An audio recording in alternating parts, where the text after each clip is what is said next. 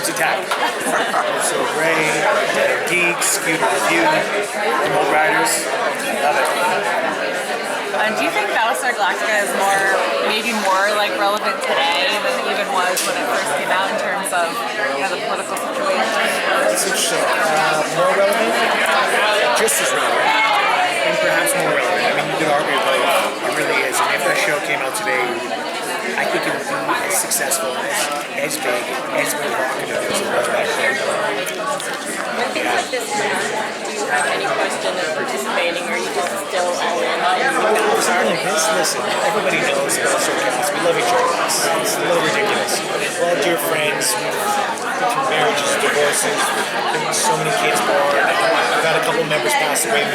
This is family. This is blood. So I'll be doing this so I'm not here anymore. I'm sure. It's fantastic. Especially, come on, let's be honest, it's Comic-Con. Listen, we've had a couple of bad experiences. I'm going to ask this also. There's been some unsuccessful conventions, very badly disorganized, and brought us in. And the convention itself was stressful and it wasn't fun, but the experience we had there, we always made the best out of it. And when you think about Comic-Con, I think one of the first things a lot of people think about is Richard Tapp. So has it been hard not having him here this year because he was Battlestar Galactica for so long? You know what, anybody will tell you, he's probably been through this. He's lost someone significant in life. One of the hardest things is just understanding that they're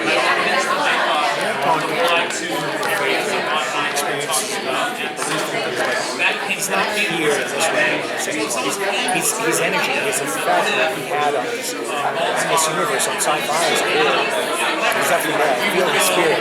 He's no longer with us. I can't have a conversation with him. I can't thank him for how much he taught me. I mean, being a young actor on Battlestar, when he came on the show, a lot of us were so consumed with nerves and we didn't have a lot of experience in the business. And I remember Richard giving me some rich advice at times, some great advice from his experiences. The anxieties and doubts you had at the beginning. He was such a kind man. He was such a beautiful soul, man. And the work he did, I mean, Tom Zarek was, excuse my language, fucking fantastic on Battlestar. He was awesome. I loved his character. I mean, he knocked it out of the park. And every season, Ron and David were like, we gotta make it better. We gotta keep writing for this guy because he's just killing me. I miss him.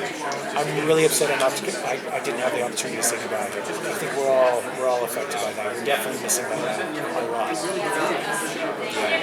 He was actually my first space crush when I was a kid. I remember watching him and just being like, wow, who is that? Oh, man, he's beautiful. That was a handsome man. He definitely was I'm a handsome man. I'm a small-town northern Canadian boy. I didn't have cable, but I remember watching that show at my friend's house and thinking he was just such a stud back in the 70s with his hair and stuff. Yeah. I grew up to be like that guy.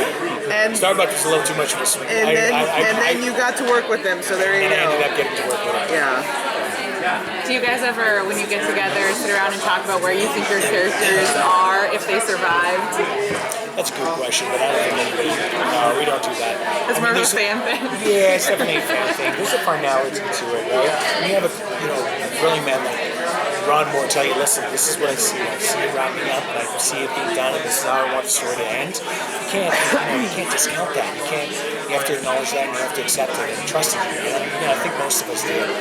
Eddie really wanted us to do a couple more seasons, and if we had that opportunity and Ron had those stories in us, I think everyone would have been involved. I'll tell you this though, a lot of the cast didn't realize how special the thing was, truly special was, until the show was done. And so many of them, I'll tell you that, they're like, it took 2 years away from the job, even 3 years doing different projects for me to realize, oh my God, that'll probably be one of the best things I've ever done in my life.